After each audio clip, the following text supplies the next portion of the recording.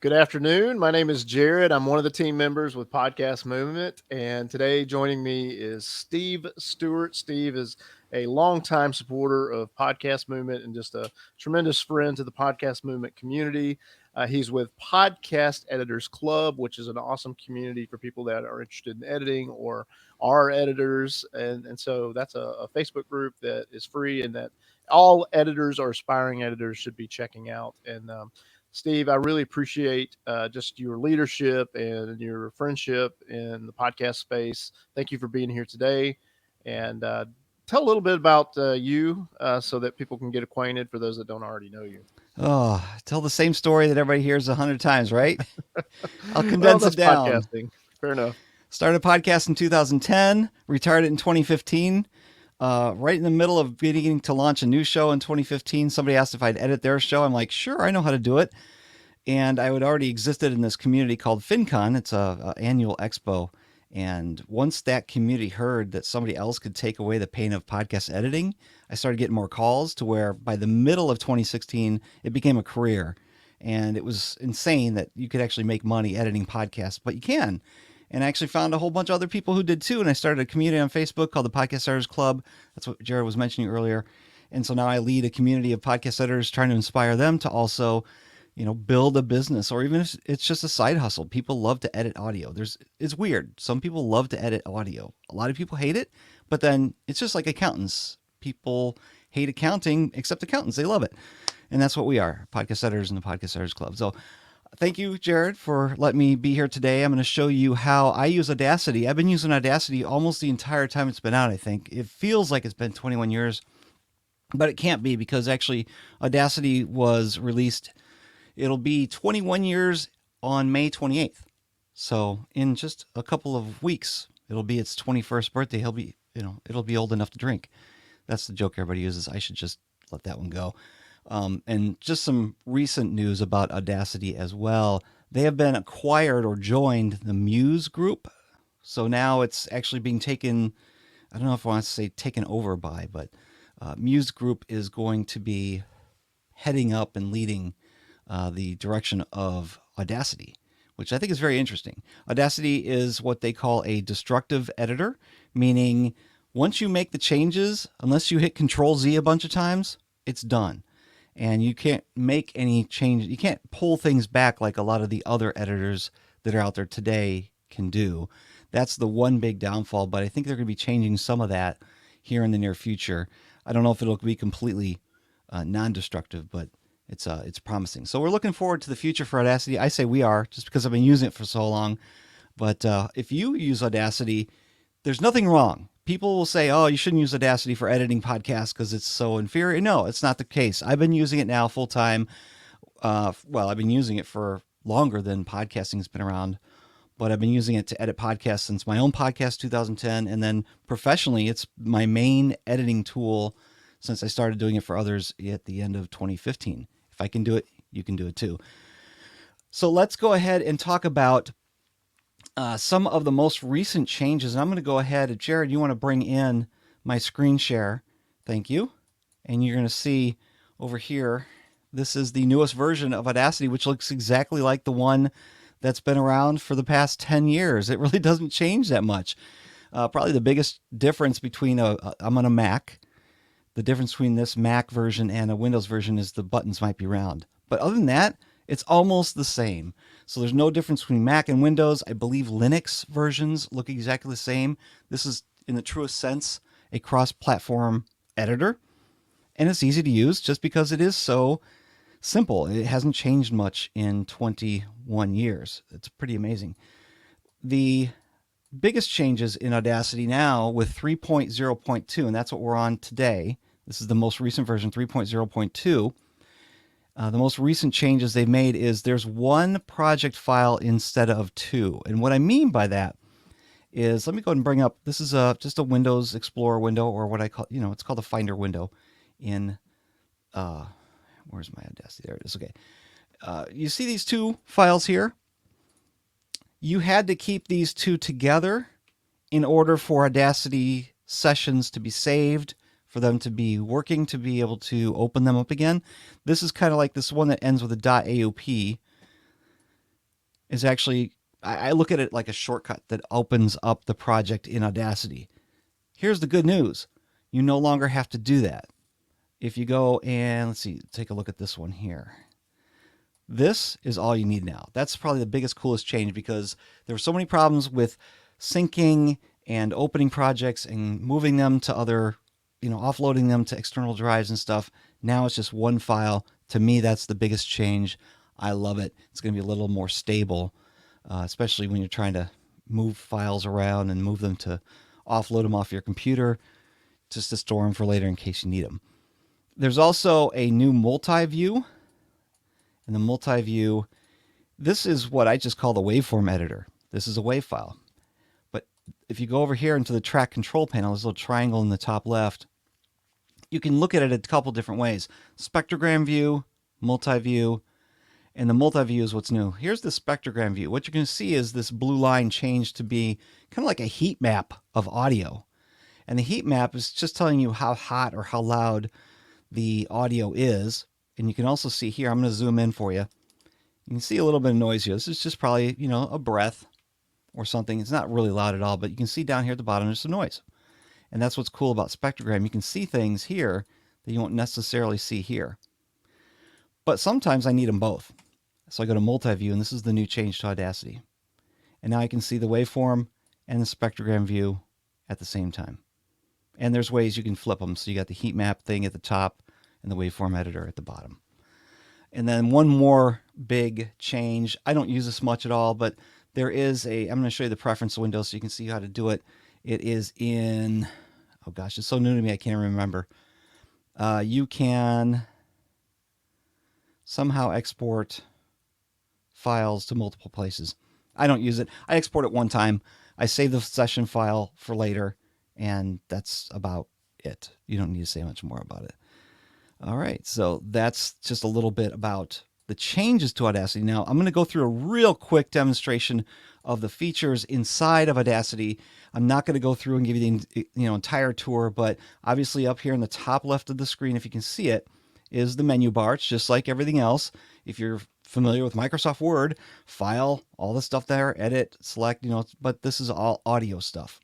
The effects menu, really cool.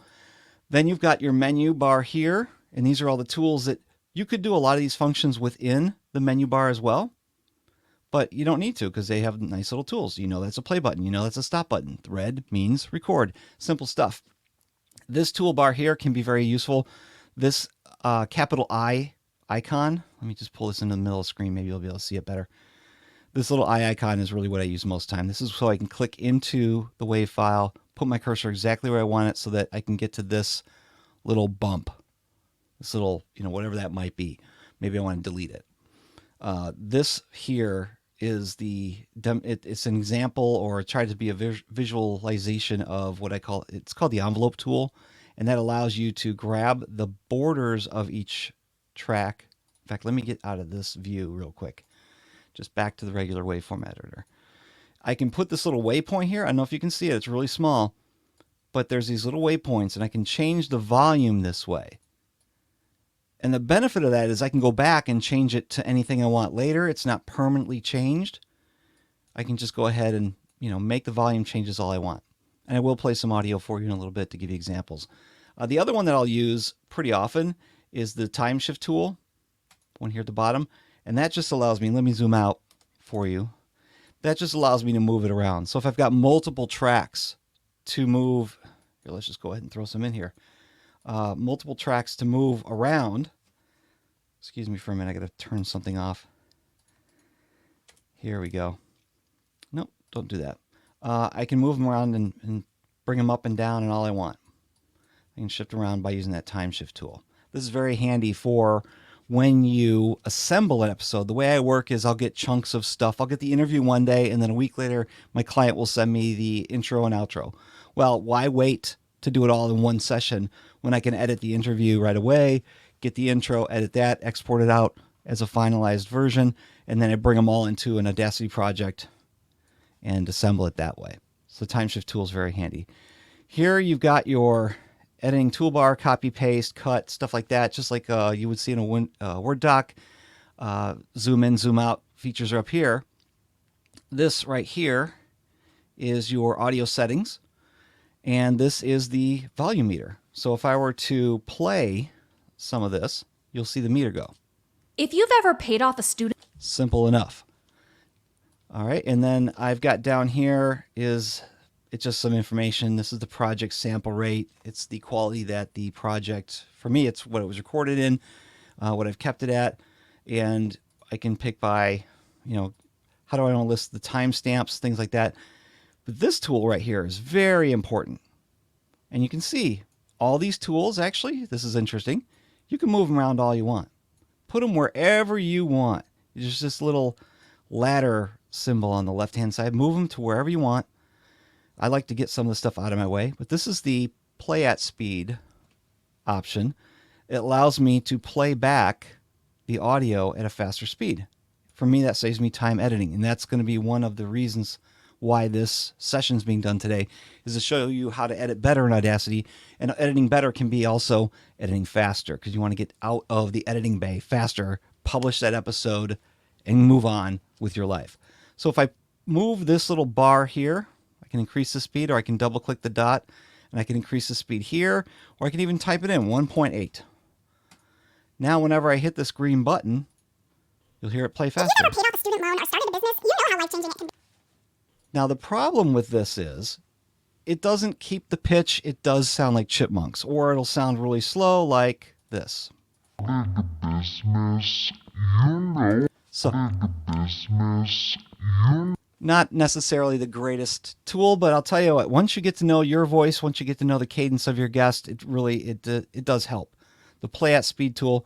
And by the way, all of these menus that I just showed you are customizable in a way that you can take them and move them where you want, but you can also turn them off if you don't want. Like I've got a bunch of them turned off here.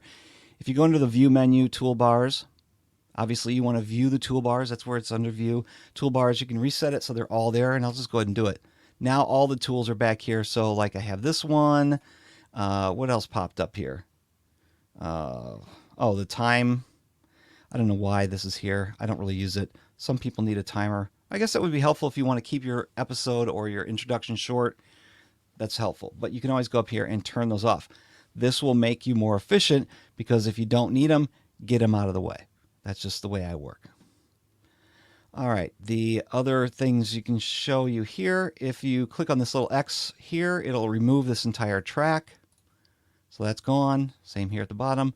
The tools here, you can rename the track. It comes in handy. I won't go into that today. And that's really the most... you know what we should do? We won't show you them. There's a way to turn a stereo track to mono. You can do that here. It's just, since it's not a stereo track, I can't show you, but you can do that with these areas here that are grayed out on the left. Hopefully you can see that. We have volume control here for just this track, and if you do adjust this, it will adjust what you export out. And left to right pan, which means if you want to make a stereo sound, somebody goes to the left, the other person go to the right, you can do it. Of course, in podcasting, you don't necessarily want to do that unless you're doing some kind of audio drama. And that's pretty much it for the layout. So now we're going to, let's see, I did that. Keyboard shortcuts. This is probably the most helpful tip I can give anybody. And it's not just for Audacity. It's in a lot of DAWs. You can actually customize keyboard shortcuts so that you become more efficient with how you use your DAW, your digital audio workstation, Audacity. In this example here, I can show you, I'm going to just use my left hand. I'll keep my right hand in the air, and I can do all kinds of things. I'm going to go ahead and do some playback here. Let me turn the volume down first, and then I'll play back this thing here. Welcome to the Student Loan Planner Podcast. And, this is Travis. Let me get the female voice on, so it just doesn't stand out. This stands out better. And I'm going to show you, I can do some certain things here. Like I can change the amplification with my left hand by clicking A, because I program the computer, the program, that A opens up the amplify tool. So now I've selected all this. I can de-amplify it or amplify it all I want. Like let's reduce this by 30 decibels. And you'll see everything's really quiet now. Not great. I'm going to put that back now. I can also hit the number 4 And I've put a little split right there. I can put another one here. I can hit the S, just the letter S, and silence. The key here, what I'm trying to get you to understand or to recognize, is you can make all these changes all you want. I like the fact that my left hand is on my keyboard, my right hand is on the mouse. I don't have to look down at the keyboard, losing my space, losing my tempo, and trying to figure out, oh, where's that button I need to hit? And I like to make it a one letter or one button push so that I don't have to try and sit there and stretch my pinky from control and make my thumb hit the P, control P. No, we don't want to do that. And the way you do those changes, go into Audacity Preferences. Now on a Windows machine, I believe it's under Edit menu. It should be at the bottom. On a Mac, it's under Audacity Preferences. And you'll see this window pop open. And in this window down here, you'll see it says Keyboard. And there's ways to search for certain functions that you want to either see what key has been assigned or change it to whatever you want it to. So let us pretend like I want to change the, okay, so the name of the command or the effect is amplify. Here's all the different things that have the word amplify in it. Amplify. It's been assigned to the letter A. I know you can't see that very well because it's, I don't know why they have white on a light blue color, but I'll move it down here. Right now, A is set for amplify. If I want to change that, I go down here and I hit clear. And let's say I want to make that the number pad multiply symbol, the little star. Now, if I hit set, it'll change amplify, and I hit OK. To now, if I hit the number sign on the keypad, it opens up my amplify command. Now I don't like that one there, so I'm going to change it back. Here we go. Amplify. Or let's pretend like I don't know. Is something taken by the multiply key? Hey, it is. Okay, I don't like that. Let's change it to what I want. I'm going to clear it. I'm going to change it to A. Uppercase, lowercase does not matter. I'm going to set it, and it's done. So now if I select some audio, hit the letter A, my amplify command comes up, and I can adjust it all I want here. Ta-da. So all these commands are something that you can control. You can change from the defaults that are in there, and that's going to help you to edit better with Audacity. Put those most commonly used commands right there. And I'm going to give you and maybe Jared could put this in the chat, I'm going to give you a list of keyboard shortcuts that I use. And if you go to stevestewart.me/Audacity shortcuts, in fact, let me just go ahead and put it on the screen here for you too. It's this URL right here. stevestewart.me/Audacity short. Well, that's too big. Oh, come on, Steve. How about that? stevestewart.me/Audacity shortcuts. If you do that, it'll download a simple text file. It has a list of the keyboard commands that I use. And actually, I've changed a few since I made this list because I keep finding new ways to use Audacity better. But change those keyboard shortcuts. They will save you time. It's one of my top tips for how to use Audacity better. Keyboard shortcuts under the preference window, or in a Windows machine, it's under Edit. And down here, change the commands through this little control panel. It's wonderful.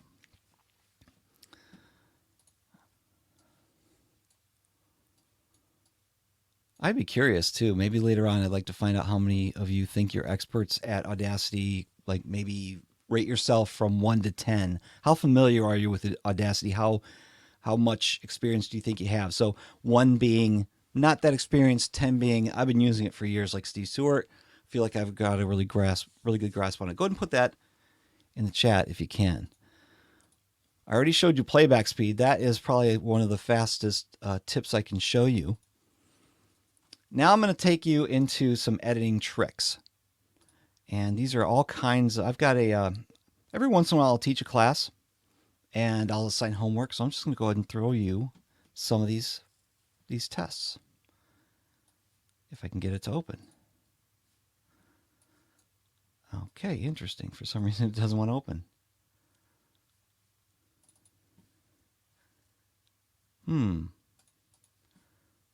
Well,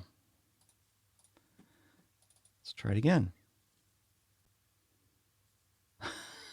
Okay. Let's try this one.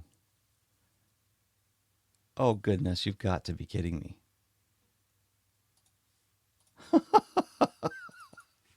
All right. Wow. I've broken my computer. Isn't that amazing? This is never happened before, and it only happens on a live stream in front of hundreds of people, right?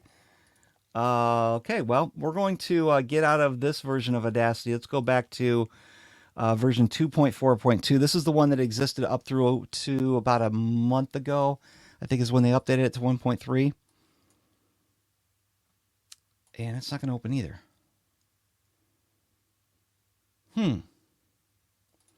Okay, we're going to go through the old-fashioned way to open up a file. We're going to go to File, Open.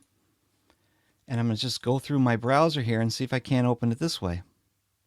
Wow. Okay, let's try to find a different file I can use, because obviously I was opening files earlier. If we go to... Oh, thank goodness. Thank goodness. Okay. Apologize for that, folks. I did test this out earlier. What I do is, for this example, I'm going to show you how to fix bad breaths.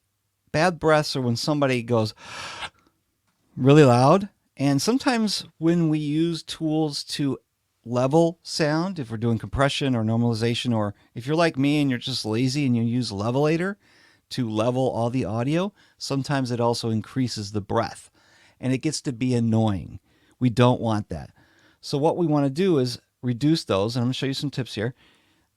Let me play a little bit of this audio for you. It's only 12 seconds, and then we'll go back and fix the problems. Along the way, I'm going to do what I call bookmarking, leaving a label. If you want to try this yourself, it's Command B or Control B, and you just put your cursor where you want to leave a label, and you'll see me put a little label like that. You can also type in anything you want or remove it like that.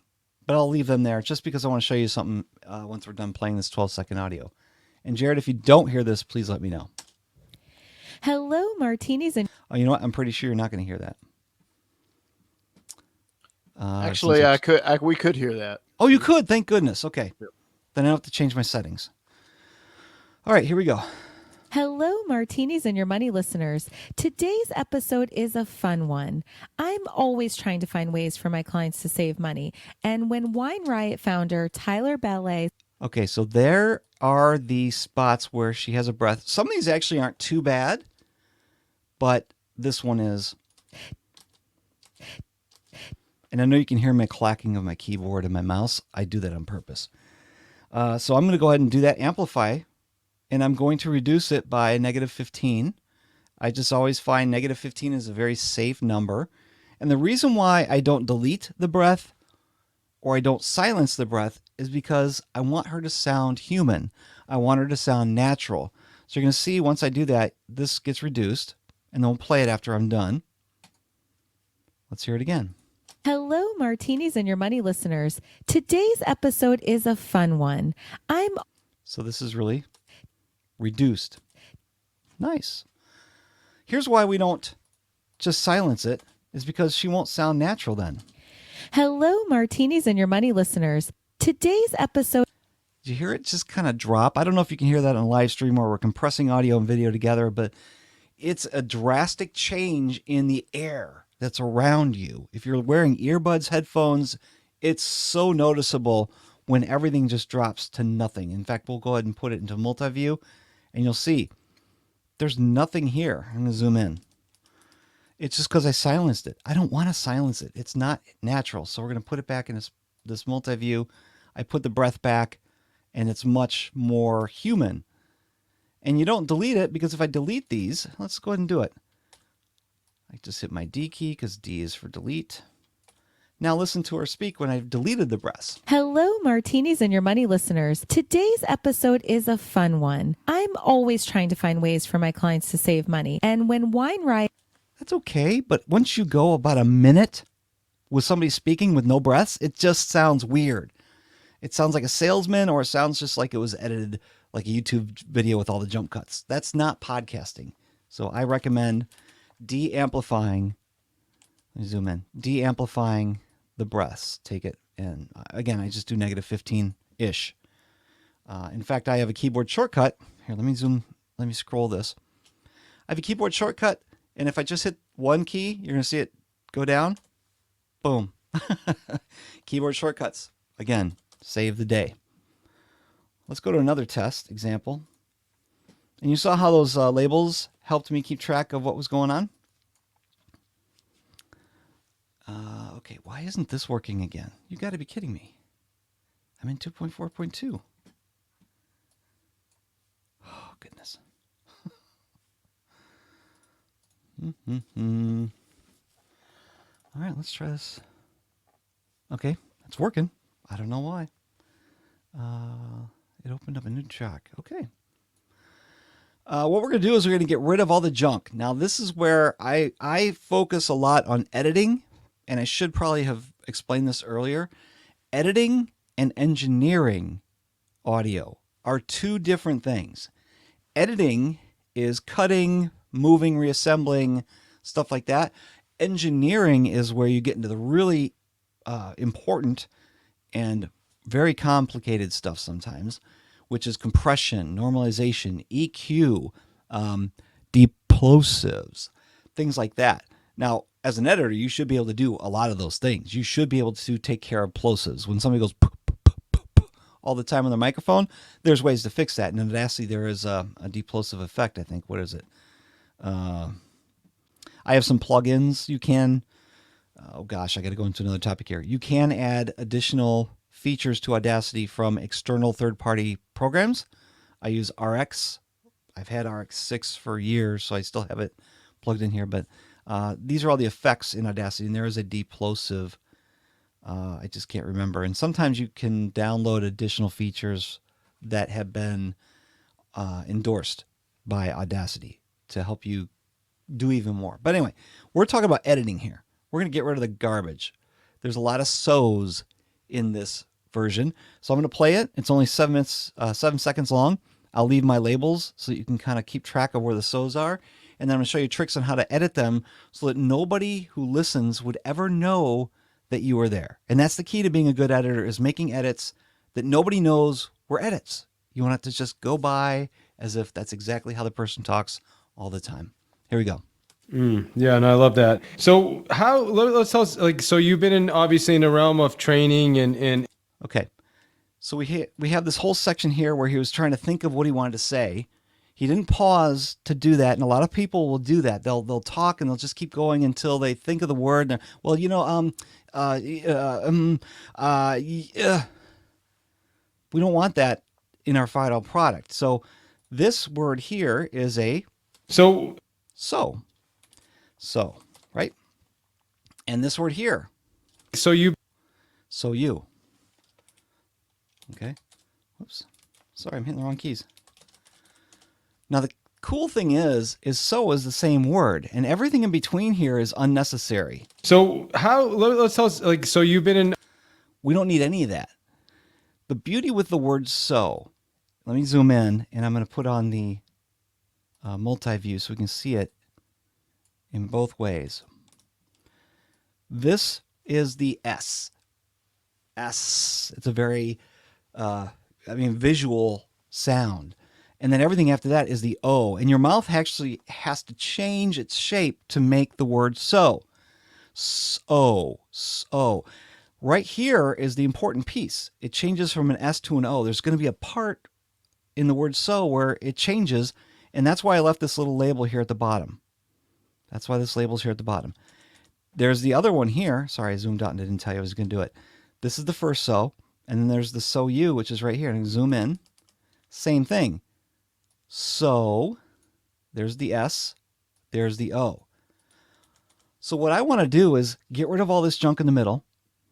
I'm going to start after the S in so, the first one, and then keep everything after the S to continue on and get rid of all the junk in the middle. So I'm keeping the first S over here on the left and everything to the right. O, S, O, S, O, S, O. Everything in the middle is going to be gone. I think I need to get a little bit here. Let me get rid of these markers. I got to get a little more granular here. Yeah, okay, that's what I want. There's the S, O, and then we take it out here, and I'm going to delete it. Now, if I play it back, Yeah, and I love that. So you've been obviously in the realm of. there you go. All the junk is gone, and this right here. So you've been. Sounds like nothing ever happened. Yeah, and I love that. So you've been in. So let me put it back real quick because I want to show you a really cool feature inside of Audacity that once people learn it, they're like, game changer. This is mic drop moment. There's a tool or a feature in here called, let's see if I can find it in here. I use it, here we go. Under select, it's called @0 crossings. And I believe the default is the letter Z. So if you just remember 0 crossings, let me explain what 0 crossings means. When I zoom in really close, this line here in the center, this blue line, this is the 0 line. This is where the audio waveform visually is represented, but it hits the 0 line. That's the 0 in find 0 crossings or @0 crossings. And what we want to do is whenever we make an edit, we want to match up the 0 line. And this @0 crossings feature will help you to do that. Because I may not be very good at, let me get rid of this little mark again. I may not be very good at getting right on the thing unless I zoom in a lot. So let me just go ahead and let's see if I can make this. Sometimes when I do this in a live demonstration, it doesn't come out very well. Okay, I'm going to go ahead and make the edit. And it's all going to show up right here. So I'm going to go ahead and cut everything in the middle like I did before, but I haven't checked to see if I'm even close. So let me just put it like right here. Okay, there's a little bump here. And you'll notice that where I cut it, it's not exactly on the 0 line. You'll see, I don't know if you can, it's right here. It's not perfect. That's actually not bad though. But if I put it back, and then let me move over to the one on the left here, because I think that's where it was. When I hit the Z key, and I'll give you a countdown so you can see it. When I hit the Z key, you're going to see the boundary of this line move until it meets this very, very fine point. I mean, we're talking about a millionth of a second sometimes. Around, maybe not that close, but I'm going to hit the Z key, and you're going to see this line move. That's a good thing. 3, 2, 1. Did you see it move ever so slightly? It found the 0 line on both ends. Let me zoom out. So now if I do the edit, there's not going to be a bump. Let me give you a visual example of what I'm trying to talk about here. Go ahead and close all these things. Because I changed things, I don't know where I put it now. Here we go. Here's a visual representation of what I'm talking about. You're walking down the sidewalk, everything's great. You have a nice smooth surface, right? The problem is when you get up to a piece of sidewalk like this, well, what are you going to do? I mean, you're going to trip. And that's why we have to do a find 0 crossings. You don't want to trip over that uneven space. You want to find that level spot to be able to line things up. So that once you're done with the edit, it actually shouldn't look like this. It should look more like this, where it's just a smooth surface. So you want to get away from these types of things, which is just an edit without any control on the boundaries, or spending 3 times trying to do it so you don't hear a bump, and make it nice and smooth.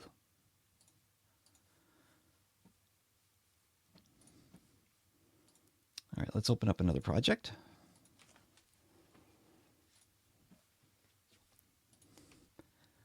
I see we're 35 minutes in. So, Jared, if you see any really good questions you want to bring them in, feel free. And yeah, we got a lot of questions. Oh my goodness, bring them on. Let me just start from the top and try to figure this out. Yeah, 'cause there's a plethora. So, well, it's because I confused them really bad. Okay, this one I'll put on the screen. It's from Joe. It says, when you create an AUP3 project, does it matter if you delete the original WAV files you dropped into Audacity to begin with?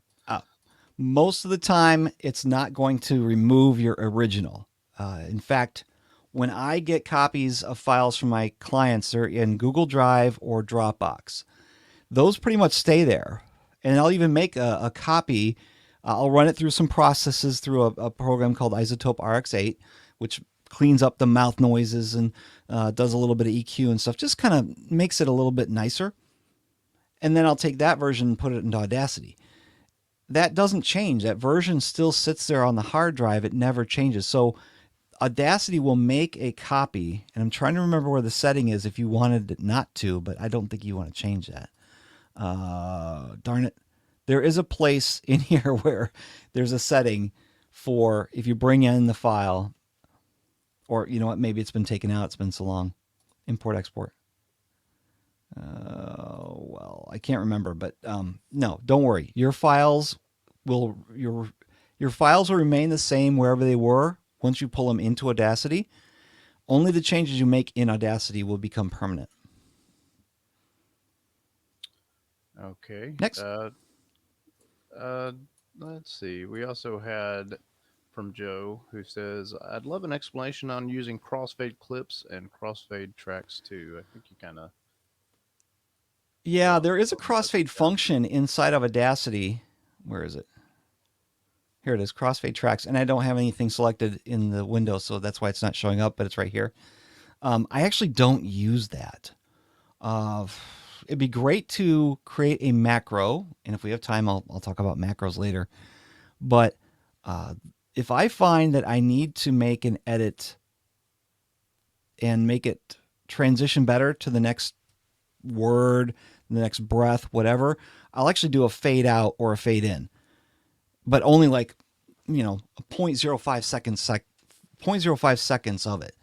And it could, let me see if I can find an example where I can do that. Let's see. Oh, Jared, I don't know why it's doing this. This is driving me nuts. Oh, you're doing fine. Oh my goodness. Okay, here's something. We're gonna split this. Here's that split to stereo to mono. That's just something if you could do, or you can change it to mono. Just because I like to save the real estate on my screen, and since it's only one voice, it's not a stereo voice. Obviously, we only have one mouth. It doesn't matter. What Joe is asking is a crossfade feature, and it would have been great if I had been able to open up that one. Where is the? Let's see if I can get this in there. No, it won't do it. No. I can show you on the screen, but I don't know if this is actually something that I would do because crossfade tracks.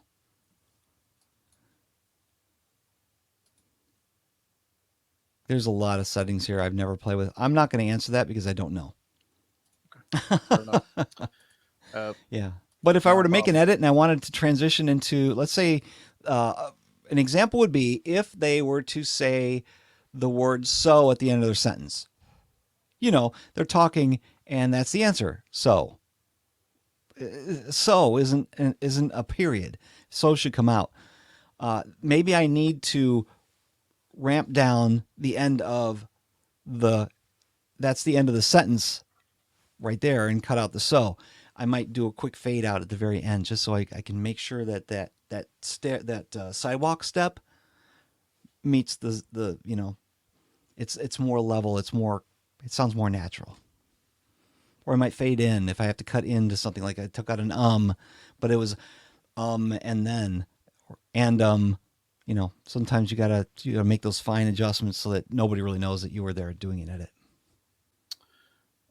More questions, or you want to keep going? Yeah, please, more questions. Okay, this is from Steph.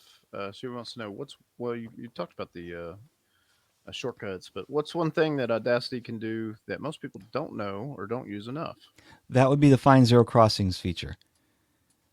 I didn't even learn that until 2015. I've been using Audacity for how long? I don't know, 15 years almost. And the @0crossings command, I had no idea. And somebody showed it to me, and from that point forward, all of my edits were clean because it made that fine-tuning adjustment of the borders that just made, there was no bump. Because if you make a bad edit, it's noticeable. You don't want to hear bumps. When the things don't line up, there's a bump. And I can't demonstrate it until I find one, but Gosh, at Zero Crossings, that's the biggest thing. In fact, I think David Hooper from Big Podcast just learned this recently. He's like game changer. Dennis Hooper just learned a new tool in Audacity. That's cool. Let's see. We got some more here. This is from Karen. Hi, Karen. Karen says, "Why would you want to change stereo to mono?" I do it just to save myself space and space in two ways vertically here on the screen. Here, I just use the letter M and it changes it to mono. There, it's mono. And that way I can put more tracks down here in my limited space. Or like you're seeing here, I keep this window down here because it's got all my tracks that I was hoping to be able to open up and put into Audacity. And for some reason they're not working. I wonder if they're here. But it's for space, and a stereo track is a bigger file size than a mono track.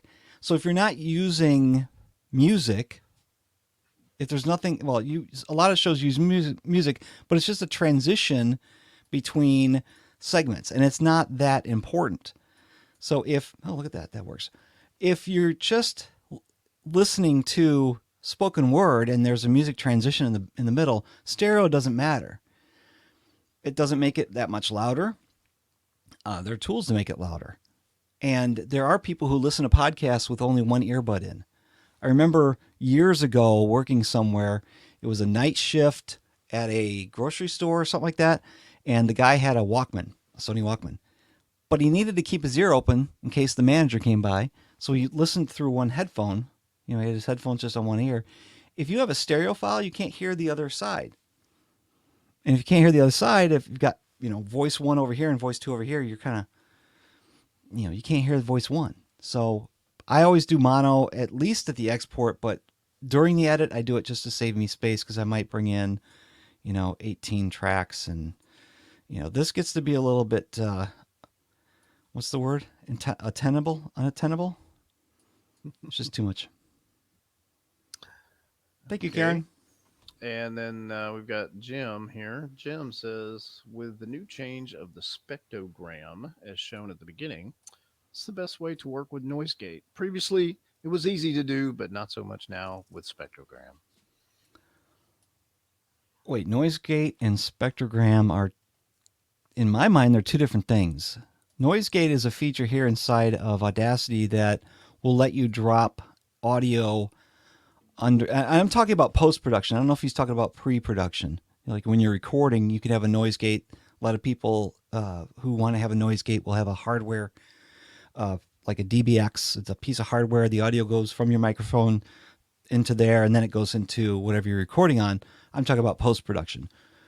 Noise gate, what that'll do is anything that's quieter than X, the audio will close on or reduce it.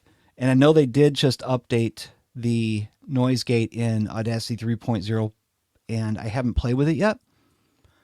I'm trying to think why that question. Okay. With the new change of the spectrogram as shown at the beginning, what is the best way to work with noise gate? Previously, it was not as easy to do, but now it's so much. I don't know. I'm sorry.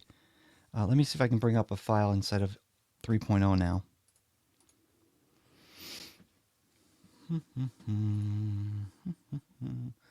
Where was it? Okay. So he's saying spectrogram. I'm just going to go full spectrogram. Here, you can see there's a mouth click right there. I don't know if you can see it, but it's right here. Right there is a mouth click. Noise gate. I've just got some basic settings. Again, I don't want to go too heavy. I don't want to do something that's too far gone that I can't get it back. I can always do things twice, but if I do that, you'll see some of this selected area go whiter. I mean, white, color white. Yeah. But I don't know. I'm sorry. I don't know what Jim means.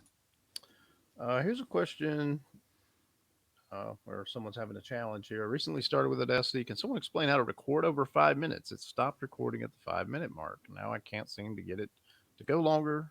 Duration of recording. Have you ever run into that one, Steve? That's weird. I've never run into that, but I wonder if there's a feature that I've never tried to play back here that limits recording time. I would go into preferences and look under recording and make sure that this is all, I don't know. That makes no sense. The only other thing it could be is if the hard drive space is low, but I think you'd find you'd know that by now because of other problems on the computer. Yeah, I'm sorry.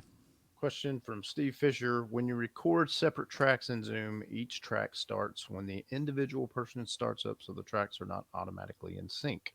Is there a trick to lining them up quickly in Audacity? When you record separate tracks in Zoom.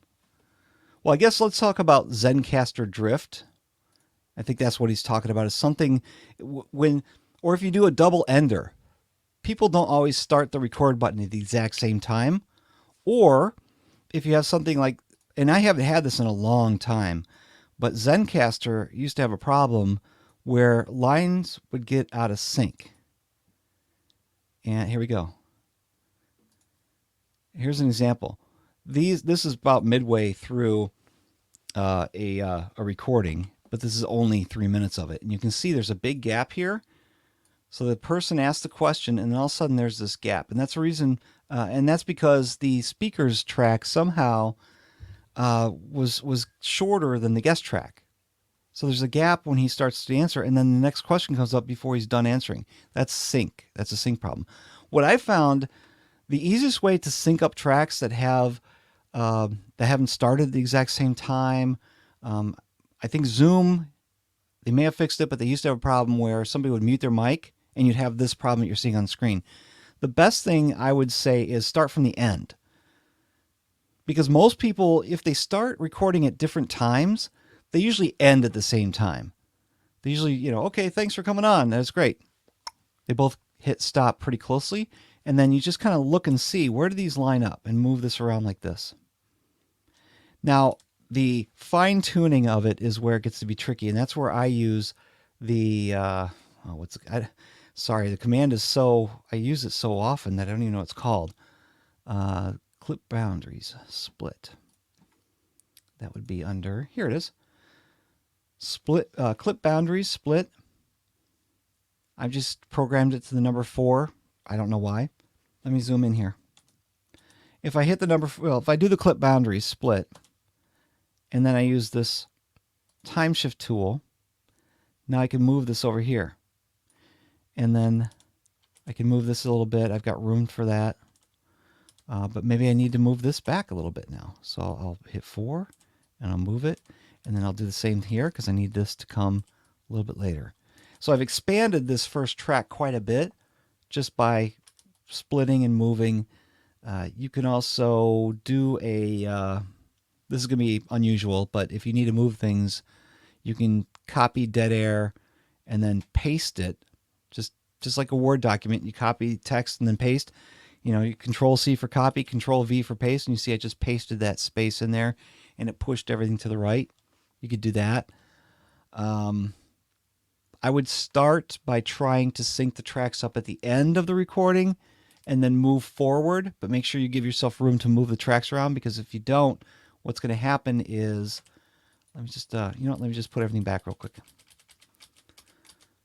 Like I can't move this way without losing audio because the 0 starting point is gone. You'll see these, I don't know if you can see these little arrows here, but that audio is no longer in the track. So I would just move them out here. I would find where they start. I would do a cut line, and then I would move this a little bit, and then I would find the next spot, and I would put a cut line there, and then I would move it, and continue to do that towards the front. And then as you're going through your detailed edit, and I assume everybody's going to do a detailed edit where you go through and list the whole thing, then you'll be able to fine tune it to where it really is supposed to be. But at least I'm close. That's going to save you a lot of time.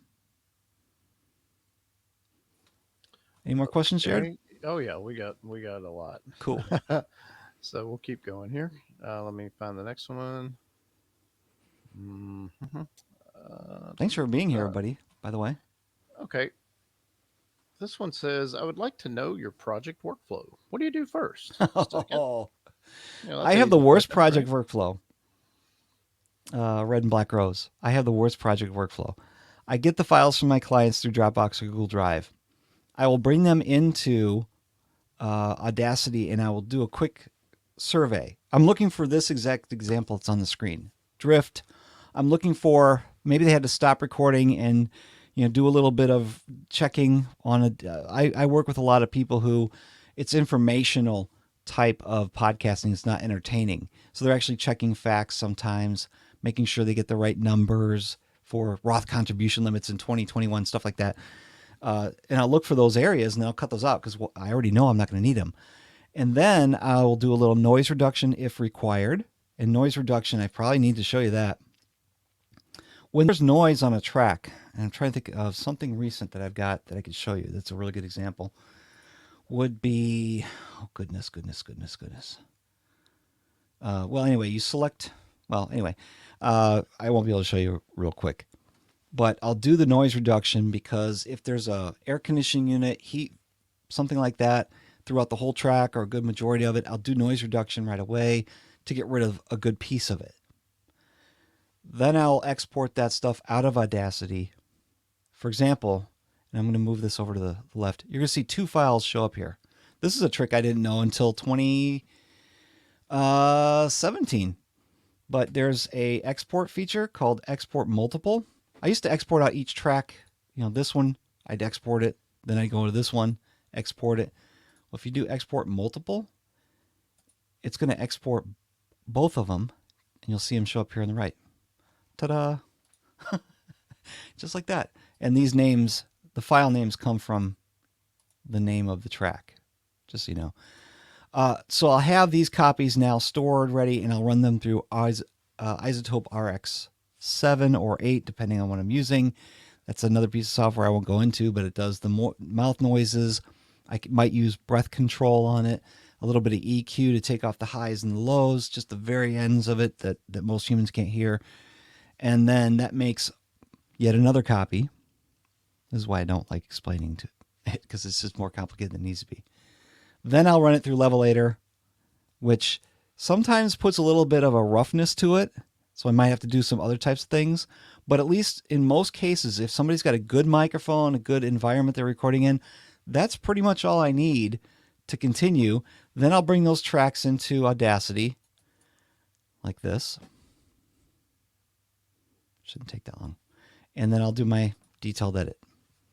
And click save. Don't forget to save. Save your project. Save project as testing for PMU. And I'm going to save that to my desktop or a folder that I keep. I keep everything in folders by client. And that's just because to do anything else would be insane. Any other questions, Jared? Yes. Let's try this one. Should you need the crossfade after the zero crossing? Isn't that the point of the zero crossing? Most of the time, no. Most of the time, no. If you're making an edit if you're purposeful with the edit, then most of the time the at zero crossings thing is all you need. Now, if you're removing a word and their mouth is in a different shape as they're starting to say the next word, sometimes I have to do a fade out. And the fade out is simply effect fade out. In fact, let me zoom in.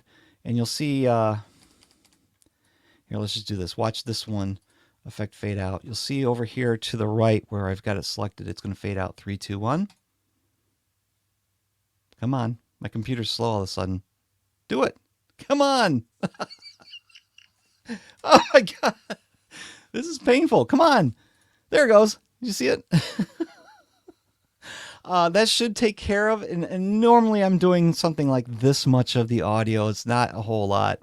I was using that extreme example just for visual effect.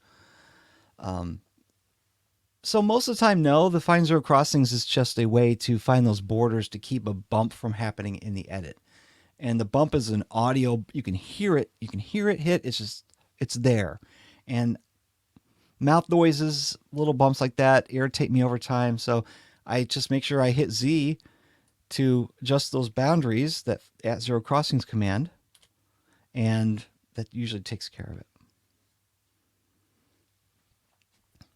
Okay, this is a fun one. What plugins would you recommend a new podcast editor get? Okay, depending on the DAW that you're using, you could just buy, okay, let's start with, if you're using anything that is a non-destructive audio editor, similar to Hindenburg Reaper, Audition, I would go with something like Vocal Writer. Vocal Writer is, who's Vocal Writer by? Oh goodness, by Waves. Vocal Writer will help you to level the volume, bring it to an amplified volume that's good for listening, because a lot of people, if they don't do any kind of volume adjustment, you've got one person who's really loud and you got one person who's really quiet, and you got to get them together. Another one would be, I've got a couple of these and I just haven't dug into them. This is one that Chris Curran, who is a podcast engineer, he actually used to do music for some artists that you would actually know. This is a plugin, third-party plugin, and it's an effects chain. So you can do a noise gate, you can do EQ, compression, all that stuff in one place. He loves this one. But I'm going to tell you, and those are always $50, $60 or less. However, man, I can't talk enough about Isotope RX. This is RX7, but RX8 is the new version. Breath control. DS. So somebody's got their S's. There's really loud S's when they're speaking. This can help take care of it. Dehum. So if the air conditioning unit's on, this helps take care of that. Deplosive. So the person who's speaking into their microphone like that all the time. De-reverb. Oh my gosh. This is mandatory. And let me go ahead and I'm just going to pull a file in. I don't even know if it's got reverb on it. Let me get rid of this window here. I'm get rid of all that. What you do is you select the audio and de-reverb, and there's this button right here called Learn. It will listen to the audio and suggest the levels that you need them to be at, and then you just tweak them from there. It's a shortcut, and it works 90% of what you need it to do. That's just, and a lot of these features have that Learn in it. A lot of these things in it. Mouth declick. I use mouth declick for everything. Everything gets mouth declick. Everything. Unless it's music. If it's spoken word, it gets declick. Voice denoise. This is another piece of magic. I can put the Learn feature on that. I can adjust how heavy and how much I want to apply to it. I can listen to it before that happens. I can do a comparison between the two. It's magic. The problem is that there's 3 levels of Isotope. There's the Elements, which is the beginner version, but you really want Standard, and Standard gets to be about $400. Of course, Black Friday sales specials they got, but man, there's just so many tools in Isotope. And then if you go with Isotope RX8 Advanced, that's $1,200. It is a little bit overkill, especially for podcasting. There are some features in it that could be useful, but I haven't found the reason to spend that much money to go to Advanced for most people. But those are the 3 I would pick. Vocal Writer, Chef's Omni Channel. Wait, there's another one. Oh, I forgot the other one. There's another one. But then there's Isotope. Isotope just rules the space, I think. We're almost out of time, Jared. Yeah, unfortunately, we are. So how about this, Steve? For people that wanted that question and we couldn't get to it, how can they best connect with you and potentially, ask a question? Well, the best place to ask about podcast editing questions, not podcasting, but the stuff that happens after you hit the stop button when you recorded something, is come to the Podcast Editors Club on Facebook. Just search for Podcast Editors. It's the only one that should show up. We got 6,800 members in there. The best place to ask questions about podcast editing, engineering, audio types of questions there. Or you can reach out to me. My website is stevestewart.me. stevestewart.me. Simple as that. As we close out, Steve, do you have any parting words of wisdom or encouragement? Well, I'm going to go with... It's my motto, but well, I'll tell you what. Here, let's do that, because I'm going to see a lot of you in Nashville in August, right? I hope so. Right? I'm going to have a booth there. Jared, do you know I'm going to have a booth there? I'm going to have a booth at Podcast Movement. That's awesome. Yep. I'm going to have the coaching corner. I'm going to have that booth staffed with 1 or 2 podcast editors. Come and ask any question about podcasting you want, whether it's pre-production, post-production. Come to the booth, ask questions. And if you're looking for a podcast editor, that's the place to be. Come to the expo, booth 117 at Podcast Movement in Nashville, Coaching Corner. We're going to be there to help you, and hopefully I can get some editors some job, because I love helping other people get editing jobs. Awesome. Steve, we really appreciate this. Thank you so much, and we hope everybody will stay connected with you over at stevestewart.me and, of course, the Podcast Editors Club Facebook group. Thank you again, Steve. Thank you, everyone. Thank you. Bye, everybody.